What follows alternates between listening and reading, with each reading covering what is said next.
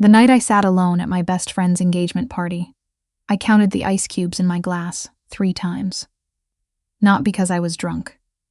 I'd barely touched the champagne. I was counting because it gave me something to do with my eyes. Something that wasn't scanning the room for a face I knew wouldn't be there.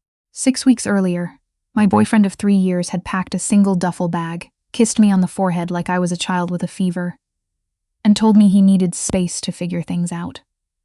I'd stood in our apartment doorway. Technically his apartment, I'd never been on the lease, which I was only now appreciating the full implications of, and watched him carry that one bag to the elevator like he was going to the gym. He never came back for the rest of his things. That's what hit me hardest later, not the leaving. The fact that one bag was apparently enough. So there I was, 3 hours into Rebecca and Tom's engagement party at the Lockwood, one of those converted industrial spaces in the West Loop that looked like someone had read the word intimate in an architecture magazine and taken it as a personal challenge. Exposed brick. Edison bulbs. A bartender with a beard doing things with rosemary that nobody asked for. I was tucked into a corner near the back bar, wearing a dress I'd bought specifically for tonight, because the one I'd planned to wear reminded me too much of last New Year's with Derek. The new dress was olive green and objectively fine. I'd told Rebecca it was perfect when she asked. I'd told her a lot of things were fine lately. The party hummed around me. Laughter, the clinking of glasses, someone's uncle already telling a story that required big hand gestures. Rebecca was glowing across the room in a way I hadn't seen her glow in years, and I loved her for it. I genuinely did. That was the thing. The sadness and the happiness existed in the same chest at the same time, and nobody tells you how exhausting that is to carry. I was considering whether I could get away with leaving at 9:15. Early enough to order takeout, late enough that Rebecca wouldn't notice, when someone slid into the space beside me at the bar. Not next to me. Beside me. Close enough that I could smell cedar and something faint underneath it, like rain on concrete. "You're doing the same thing I'm doing," he said. I turned. The man looking at me was maybe 35, dark-haired, with the kind of jaw that looked like it had been designed to be stubborn. He was dressed well, dark suit, no tie, top button open, but not in the way that looked like he was trying. He held a glass of bourbon and was watching the room the same way I had been. Like it was a film he hadn't bought a ticket for. "What am I doing?" I said. "Counting something." I looked down at my glass. The ice had mostly melted. "I was at 6, I said. "I was at the number of people who've asked me if I'm seeing anyone." He took a sip of his bourbon. "Currently 11. We're only 3 hours in." There was something in the way he said it. Tired but not bitter. Wry without being performative. That made me laugh before I'd decided to. A real laugh. The kind that surprised me. He glanced over. "Better." "Excuse me?" "You've had this expression all night," he said. "Like you were about to do something you didn't want to do."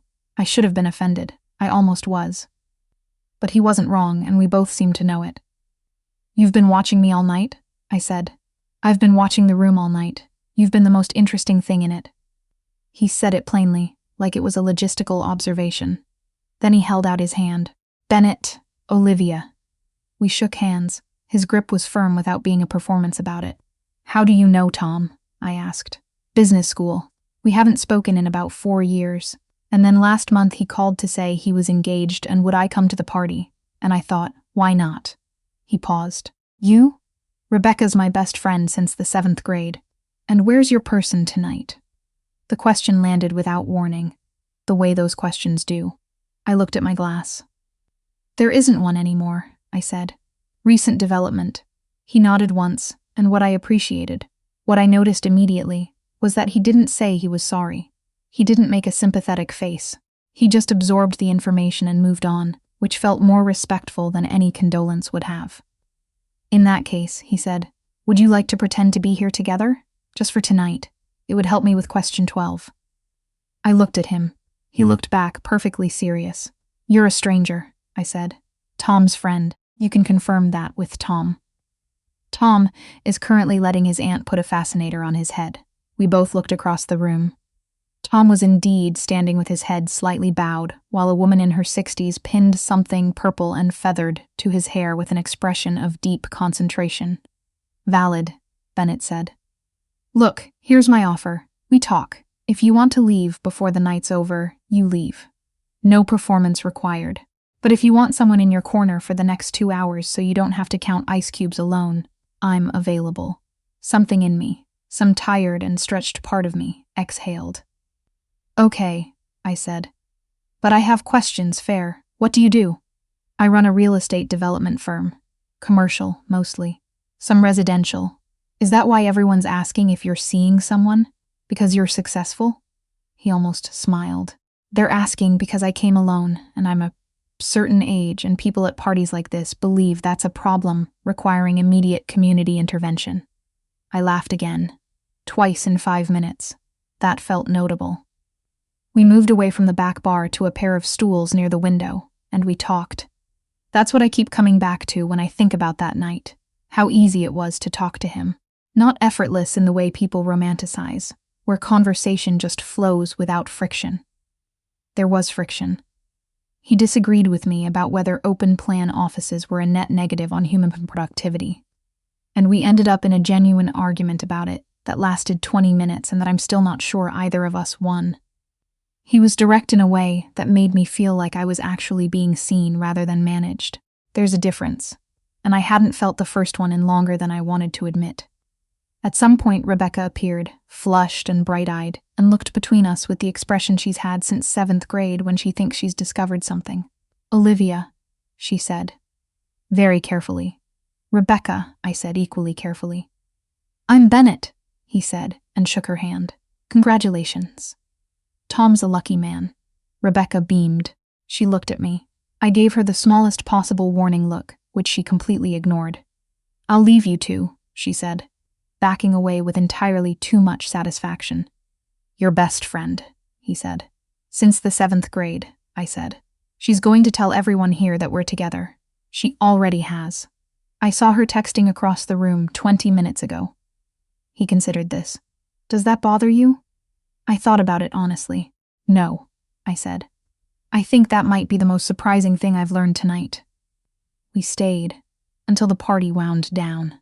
Until the fascinator came off Tom's head, and the Rosemary bartender started packing up his garnishes, and the Edison bulbs felt less romantic and more like regular light bulbs. Rebecca hugged me on the way out with the specific intensity of someone who wanted to say 12 things and had decided, mercifully, to say none of them tonight. In the lobby, Bennett held the door. Can I get you a car? He asked. I have the app, I said. I'm fine. I know you're fine. A pause. Can I call you? I looked at him. The lobby light was different from the Edison bulbs inside.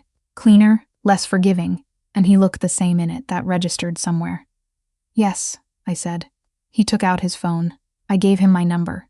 He put it in his contacts and then held his phone out so I could see it. Olivia, first name only. I'll text you tonight so you have mine, he said. You don't have to respond. He left first.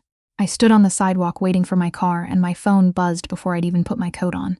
Bennett. Good to meet you, Olivia. Nothing else. No question mark, no emoji, no overture. Just his name and a fact.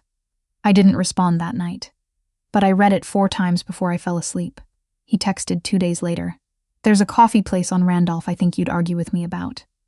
Thursday morning? I stared at it for a moment. Then I typed, what time? 8. I know that's early. It's not early, I wrote back.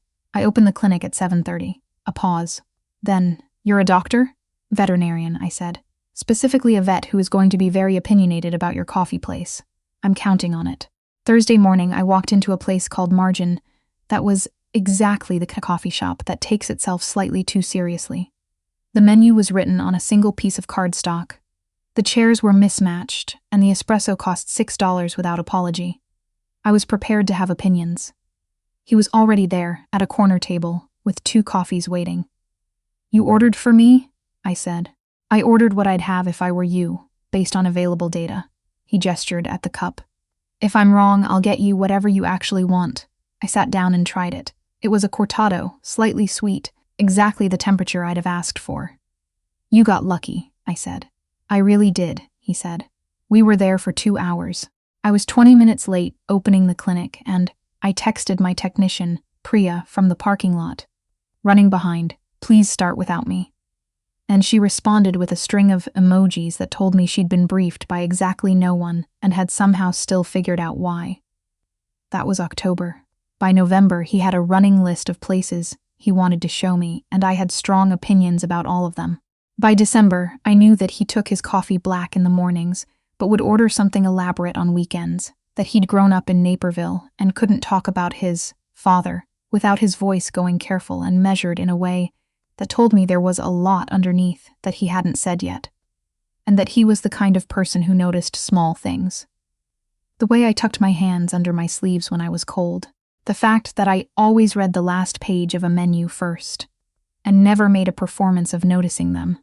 That last part was the thing that got me. Derek had been a big gesture person. The grand romantic declarations, the elaborate birthday plans that were somehow always slightly about what he thought I should want more than what I actually wanted. Bennett would just appear, with the right coffee, with the right question, with enough space to let me finish the thought I was working through. I didn't tell him about Derek until December, a Sunday afternoon when we were walking through Lincoln Park and the cold had gotten serious and he'd handed me his scarf without a word and I'd put it on without thinking, and we'd kept walking. "The guy I told you about," I said. "At the party. The recent development." "What about him?" "His name was Derek. We were together 3 years. I watched my breath in the cold air. He left with one bag. Didn't come back for the rest of his stuff. I ended up packing it into boxes and leaving it in my building's storage room for 4 months before I finally dropped it at Goodwill." Bennett was quiet for a moment. "What was in the boxes?" he asked. I blinked. That wasn't what I'd expected him to ask. Books mostly. A coffee maker he never used. A rain jacket. I thought about it. A framed photo of us at the Grand Canyon that I couldn't decide what to do with for 2 months before I just recycled the frame and threw the photo away. "And the rain jacket," he said. "What color?" I started laughing before I understood why. "Blue," I said. "Dark blue. Why are you asking about the rain jacket?" "Because I wanted to see the whole picture," he said, "not just the summary." I looked at him sideways. He was watching the path ahead. "It ended before it was really finished," I said, more quietly. "That's the part that was hard. I didn't get a real ending, just a bag and a forehead kiss and the sound of an elevator." He stopped walking. I stopped too. "What did you want?" he said. "An argument, maybe," I said. "Or something real, not a forehead kiss." He looked at me for a moment in that way he had, taking in the whole picture, not just the summary. "For what it's worth," he said, "I'm not going anywhere with one bag." It wasn't a declaration. It wasn't choreographed. He just said it and then we kept walking, and I held on to that sentence for a long time afterward. The thing I hadn't told Bennett, the thing I'd told almost no one, except Priya, in pieces, on a Tuesday afternoon when the clinic was slow, was that the money situation after Derek left was worse than I'd let on. I'd been covering half the rent on Derek's apartment for 2 years as a way of contributing since I wasn't on the lease.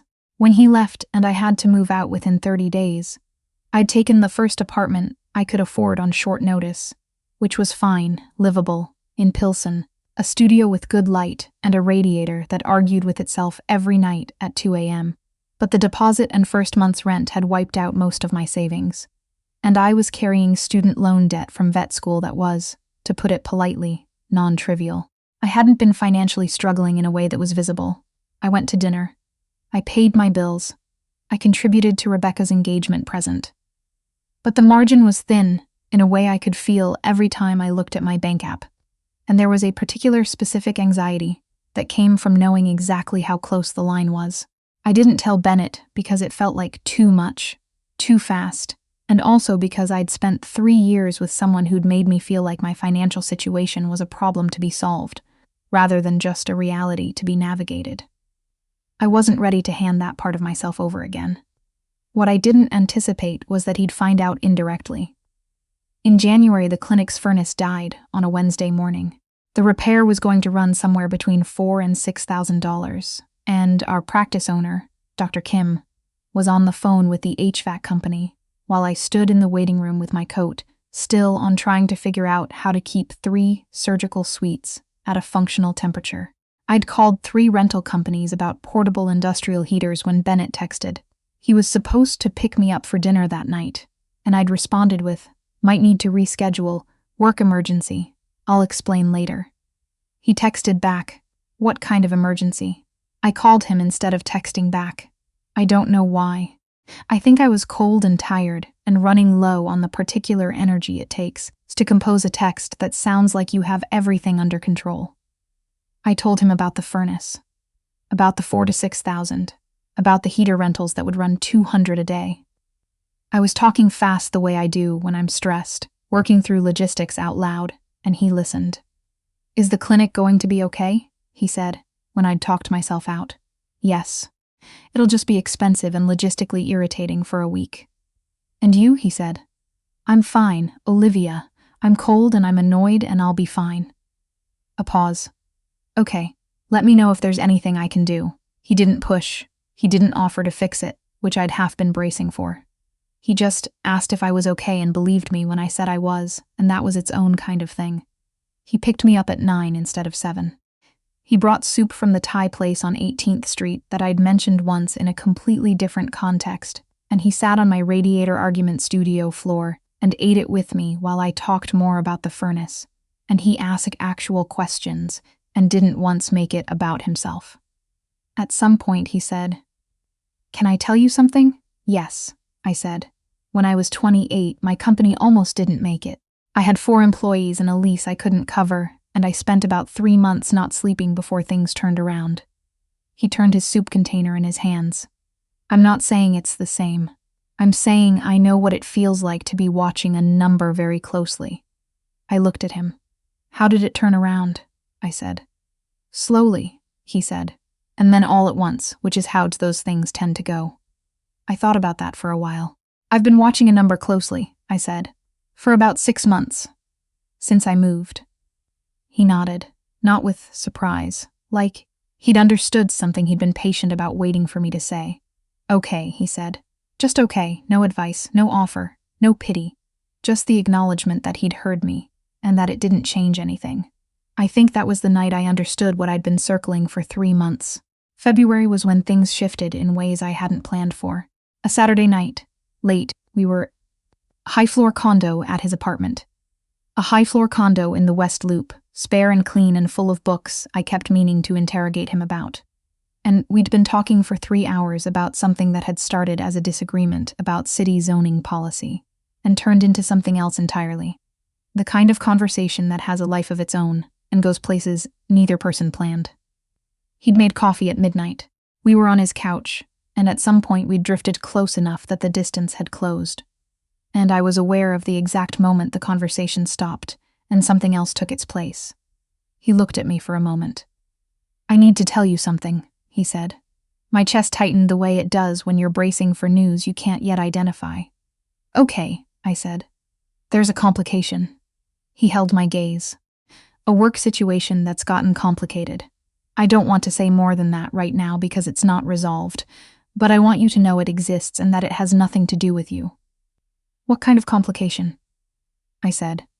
"The kind that might make the next few weeks difficult, that might make me harder to reach than I'd like to be." A pause. I wanted you to know that in advance, rather than just have you experience it without context. I sat with that. "Are you okay?" I said. He looked slightly surprised, like that hadn't been the question he was expecting. "I'm working on it," he said. "Okay," I said. "Then tell me when you can." He studied me. "You're not going to ask more?" "Not right now. You said it's not about me. I believe you." I picked up my coffee. "You can tell me the rest when it's yours to tell." He was quiet for a moment. Then, "You know most people." "I'm not most people," I said. "Also, you already knew that." He laughed. A real one, the way I'd heard him laugh when he forgot to modulate it. Low and sudden and surprised. "I already knew that," he agreed. The next 3 weeks were what he'd described. Harder to reach. More distracted. Texts that came back in hours instead of minutes. I didn't push. I went to work. I paid attention to my patients, which included a 3-legged cat named Biscuit, whose owner came in every 2 weeks and brought homemade cookies for the staff, and a senior greyhound named Franklin, who was the most dignified animal I had ever met in my professional career. I focused on the clinic. I focused on the things that were mine. Bennett called on a Thursday night. and he sounded different, less careful. "It's resolved," he said. "Or mostly. Good," I said. "Can I see you this weekend?" "Yes." Saturday evening, he showed up with dinner and a bottle of wine, and without explaining anything yet, and we ate and talked about other things, and it wasn't until later. Dishes done, wine mostly finished, his jacket still on my coat hook, that he sat down across from me with the look of someone who'd been composing something for a while. "There's a deal I've been working on for 8 months," he said. "A partner in the deal started doing things that weren't legal. I found out in January. I've been working with my attorney and, as of last week, with federal regulators to document what happened and remove myself from exposure." I absorbed this. "Are you exposed?" I said. "I was, in theory, because of the partnership structure. I'm not anymore." He held my gaze. "I wanted to tell you the whole thing when I could tell you the whole thing, not in pieces." I nodded slowly. "Thank you," I said. "I wasn't sure how you'd take it," he said. "The legal involvement, the complication." I looked at him. At this person who had shown up with the right coffee before I told him what I liked, who had asked about the rain jacket and the color of it, who had sat on my studio floor and listened to me talk about furnaces and financial margins, without once making it a problem to be solved. "You came to me in the middle of it and told me the truth," I said. "You didn't disappear. You didn't leave with one bag and a forehead kiss." Something shifted in his expression. "No," he said. "I didn't. Then I don't know what you thought I was going to do," I said. He was quiet for a moment. "I thought you might need more than I was able to give right now," he said. "I don't need more," I said. "I just needed you to still be here." He crossed the room and sat next to me, close, and for a while neither of us said anything. The radiator in my building had, by some miracle, been recently serviced and was silent for once, and the city outside was doing the thing it does in February, muffled and gray and strangely peaceful. "I want to do this properly," he said eventually. "Use, whatever this is. It's been properly, for 4 months," I said. "You just didn't announce it. I want to announce it." I turned to look at him. "I don't need an announcement," I said. "I need you to keep showing up." "Those aren't mutually exclusive," he said. "Then fine," I said. "Both." He reached over and took my hand, not dramatically, not as a statement, the way you might reach for something that's already yours. The following week, I told Rebecca over lunch at the diner, on Michigan she loves and I endure because she loves it. She set down her grilled cheese with the focus of a woman who has been waiting for information. "I knew it at the party," she said. "You knew nothing at the party," I said. "You saw 2 people, talking." "I saw 2 people who were pretending they weren't having the most interesting conversation in the room," she said. "I've known you since 7th grade, Olivia. I know your face." I thought about the party, the Edison bulbs, the ice cubes I'd been counting, the way he'd slid into the space beside me and said, "You're doing the same thing I'm doing." He asked if we could pretend to be there together, I said. Just for the night, to help with his answer count. His what?